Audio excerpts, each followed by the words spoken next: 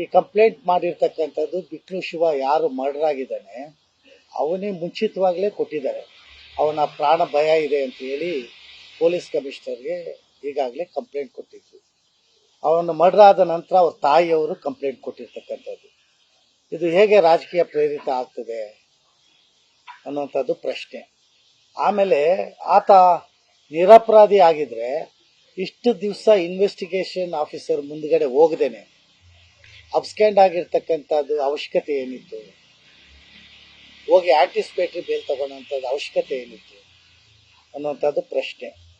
ಹಾಗಾಗಿ ಬಿಜೆಪಿ ಮುಖಂಡರುಗಳು ಏನು ಈ ರಾಜಕೀಯ ಪ್ರೇರಿತ ಅಂತ ಹೇಳಿದ್ದಾರೆ, ಇದು ಖಂಡಿಸೋದಕ್ಕೋಸ್ಕರ ಈ ಪ್ರೆಸ್ ಮೀಟನ್ನು ಕರೆದಿರ್ತಕ್ಕಂಥದ್ದು. ಹಾಗೇನೆ ನೀವು ಹಿಂದೆ ಹೋದರೆ 2014 ಇಸ್ವಿಯಲ್ಲಿ ಇದೇ ಆರ್ ಅಶೋಕ್ರವರು, ಯಾರು ಉಪಮುಖ್ಯಮಂತ್ರಿಗಳು, ಮಾಜಿ ಉಪಮುಖ್ಯಮಂತ್ರಿಗಳಿದ್ದಾರೆ, ಅವರ ಜೊತೆನಲ್ಲಿ ನಂದೀಶ್ ರೆಡ್ಡಿ ಆಗಿದ್ದಂಥ ಮಾಜಿ ಶಾಸಕರು, ಆಮೇಲೆ ಮಾಜಿ ನಮ್ಮ ಲೋಕಸಭಾ ಸದಸ್ಯರು, ಮಾಜಿ ಮುಖ್ಯಮಂತ್ರಿಗಳಾಗಿದ್ದಂಥವರು, ಅವರು ಇವತ್ತು ಹಿಂದೆನೇ ಸ್ಟೇಟ್ಮೆಂಟನ್ನು ಕೊಟ್ಟಿದ್ರು ಬಸವರಾಜ್ ವಿರುದ್ಧವಾಗಿ. ಇವರು ಮರ್ಡರ್ ಮಾಡಿಸ್ತಾರೆ ಅಂಥೇಳಿ ಗವರ್ನರ್ ಆಫೀಸ್ಗೆ ಹೋಗಿ ಅವರು ಒಂದು ಮೆಮೊರಂಡಮ್ನು ಕೂಡ ಕೊಟ್ಟಿದ್ರು. ಆಮೇಲೆ ಅನೇಕ ಕೊಲೆಗಳಾಗಿದೆ ಈ ಕ್ಷೇತ್ರದಲ್ಲಿ ಅಂತ ಕೂಡ ಆಪಾದನೆಯನ್ನು ಮಾಡಿದ್ರು. ಸಾಕಷ್ಟು ದಾಖಲೆಗಳನ್ನ ನಂದೀಶ್ ರೆಡ್ಡಿ ಅವರು ಬಿಡುಗಡೆನೂ ಮಾಡಿದ್ರು.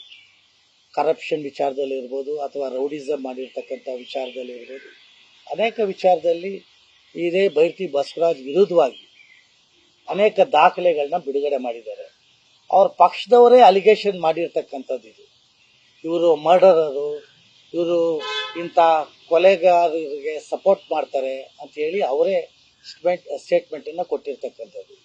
ಇವತ್ತು ಅದೇ ಜನ ಬಂದುಬಿಟ್ಟು ಇದು ರಾಜಕೀಯ ಪ್ರೇರಿತ ಅಂತ ಹೇಗೆ ಹೇಳ್ತಾರೆ ಅನ್ನೋಂಥದ್ದು ಪ್ರಶ್ನೆ ಮಾಡೋದಕ್ಕೋಸ್ಕರ ಈ ಪ್ರೆಸ್ ಮೀಟನ್ನು ನಾವು ಕರೀತೀವಿ.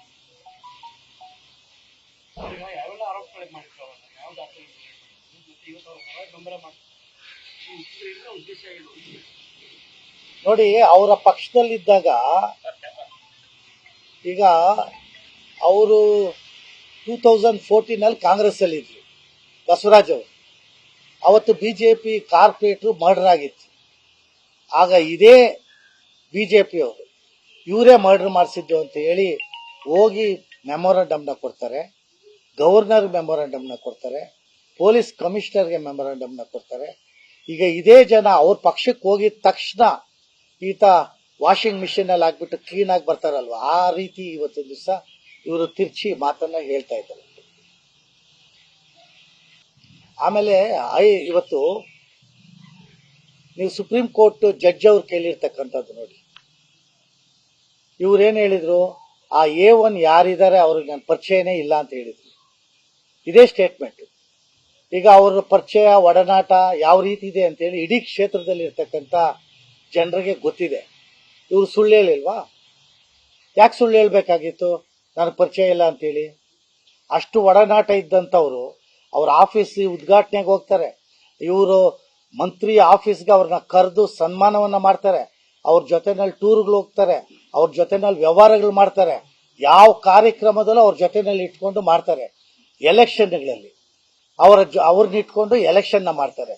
ಇವತ್ತು ಅವರು ಬಂದು ಹೊರಗಡೆ ಬಂದು ಸ್ಟೇಟ್ಮೆಂಟ್ ಅನ್ನ ಕೊಡ್ತಾರೆ. ಯಾವಾಗ ಆತ A1 ಆಗಿದ ತಕ್ಷಣ ಇವ್ರಿಗೆ ನನ್ನ ಸಂಬಂಧನೇ ಇಲ್ಲ, ಇವ್ರಿಗೆ ನನಗೆ ಪರಿಚಯನ ಇಲ್ಲ ಅಂತೇಳಿ. ಅದಕ್ಕೆ ಇವತ್ತು ಸುಪ್ರೀಂ ಕೋರ್ಟಿನ ಅವರು ಅವ್ರಿಗೆ ಹೇಳಿದ್ದಾರೆ, ಯಾವ ರೀತಿ ನೀನು ಹೇಳಿದೆ, ಈ ಸುಳ್ಳನ್ನು ಹೇಳಿದ್ಯಾ ಅಂತ ಹೇಳಿ ಅವರು ಹಾಕಿರ್ತಕ್ಕಂಥ ಬೇಲ್ನ ರಿಜೆಕ್ಟ್ ಅನ್ನ ಮಾಡಿ ಹೋಗಿ ಇನ್ವೆಸ್ಟಿಗೇಷನ್ ಆಫೀಸರ್ ಮುಂದ್ಗಡೆ ಹೋಗು ಅಂತ ಹೇಳಿ ನಿರ್ದೇಶನ ಕೊಟ್ಟಿದ್ದಾರೆ. ಕ್ಷೇತ್ರದಲ್ಲಿ ಇರ್ತಕ್ಕಂಥ ಎಲ್ಲ ಜನರು ಗೊತ್ತಿದೆ ಅವ್ರು ಎಷ್ಟು ಸುಳ್ಳು ಹೇಳ್ತಾರೆ ಅಂತ. ಸೊ ಇವತ್ತು ಇದೊಂದೇ ಅಲ್ಲ, ಇನ್ನೊಂದು ಬಹಳ ಮುಖ್ಯವಾಗಿರ್ತಕ್ಕಂಥ ವಿಚಾರ ಏನು ಅಂತ ಹೇಳಿದ್ರೆ, ಇವತ್ತು ಈ ಕ್ಷೇತ್ರದಲ್ಲಿ ಅನೇಕ ಕೊಲೆಗಳಾಗಿದೆ. 2023 ಮಹಾದೇವಪುರದಲ್ಲೂ ಕೂಡ ಒಂದು ಕೊಲೆ ಆಗಿದೆ. ಅದು ಕಂಪ್ಲೇಂಟ್ ಕೊಟ್ಟಂತ ಸಂದರ್ಭದಲ್ಲಿ ಅದರಲ್ಲಿ ಆ ತಾಯಿ ಹೋಗಿ ಕಂಪ್ಲೇಂಟ್ ಅನ್ನ ಕೊಡ್ತಾಳೆ, ಅವರಿಬ್ಬರ ಲೀಡರ್ಗಳನ್ನ ಬಿಜೆಪಿ ಮುಖಂಡರುಗಳನ್ನ ಹೆಸರನ್ನ ಸೇರಿಸಿ ಕೊಡ್ತಾಳೆ. ಆದರೆ ಆ ಹೆಸರನ್ನ ಪೊಲೀಸ್ ಕಂಪ್ಲೇಂಟ್ ಅಲ್ಲಿ ತಗೊಳ್ಳೋದಿಲ್ಲ, FIR ಮಾಡೋದಿಲ್ಲ. ಅದ್ರ ವಿರುದ್ಧವಾಗಿ ಆಕೆ ಹೈಕೋರ್ಟ್ಗೆ ಹೋಗ್ತಾಳೆ. ಹೈಕೋರ್ಟ್ಗೆ ಹೋದ್ರೂ ಸಹಿತ ಅವ್ರಿಗೆ ನ್ಯಾಯ ಸಿಕ್ಕಲಿಲ್ಲ. ಇದೊಂದೇ ವಿಚಾರ ಅಲ್ಲ, ಅನೇಕ ಕೊಲೆಗಳು ಈ ಕ್ಷೇತ್ರದಲ್ಲಿ ಆಗಿದೆ. ತಮ್ಗೆಲ್ಲ ಗೊತ್ತಿದೆ, ಒಂದು ಲಾಯರ್ ಸೂಸೈಡ್ ಕೇಸ್, ಯಾವ ರೀತಿ ಕಾರ್ಪೊರೇಟರ್ ಒಂದು ಉತ್ತೇಜದಿಂದ ಆಕೆ ಪಾಪ ಸೂಸೈಡ್ ಮಾಡಿಕೊಂಡ್ಲು ಅಂತೇಳಿ ಆತನ ಮೇಲೆ ಕಂಪ್ಲೇಂಟ್ ಕೊಟ್ಟಾಗಲೂ ಪೊಲೀಸ್ ಅವರು ಕಂಪ್ಲೇಂಟ್ನ ರಿಜಿಸ್ಟರ್ ಮಾಡಿಲ್ಲ. ಆಮೇಲೆ ಕೋರ್ಟ್ ಅವರು ಇನ್ವಾಲ್ವ್ ಆಗಿ ಆತನ ಸೇರಿಸಿರ್ತಕ್ಕಂಥದ್ದು. ಈ ಥರ ಅನೇಕ ಕೊಲೆಗಳು ಈ ಕ್ಷೇತ್ರದಲ್ಲಿ ಆಗಿದೆ. ಹಾಗಾಗಿ ಇವತ್ತಿನ ದಿವಸ ಯಾರು ತಪ್ಪು ಮಾಡಿದ್ದಾರೆ, ಯಾರು ಉಪ್ಪು ತಿಂದಿದ್ದಾರೆ, ಅವರು ನೀರು ಕುಡಿಲೇಬೇಕು.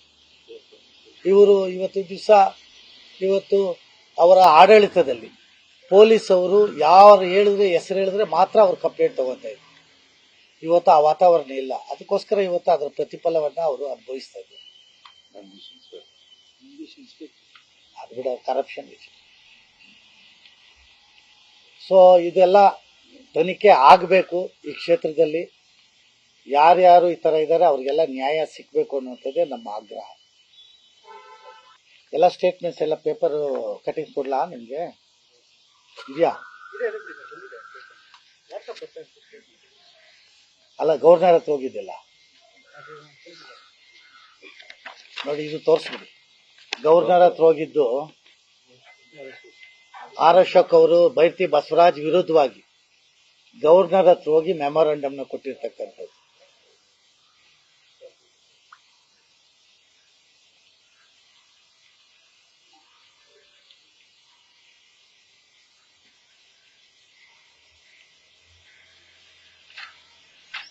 ನಂದೀಶ್ ರೆಡ್ಡಿ ಅವರು ದಾಖಲೆ ಬಿಡುಗಡೆ ಮಾಡಿದ್ದಾರೆ, ಅದನ್ನು ಇದೆ ಇವತ್ತು ಇಲ್ಲಿದೆ ನೋಡಿ. ಮರ್ಡರ್ ಆದಾಗ ಅವ್ರು ಹೋಗಿ ಸ್ಟೇಟ್ಮೆಂಟ್ ಕೊಟ್ಟಿದ್ದಾರೆ. ಸದಾನಂದ್ ಕೊಟ್ಟಿರತಕ್ಕಂಥ ಸ್ಟೇಟ್ಮೆಂಟ್. ನ್ಯೂಸ್ ಫಸ್ಟ್, ನಿರ್ಭೀತಿಯಿಂದ ನಿಮ್ಮ ಪರವಾಗಿ.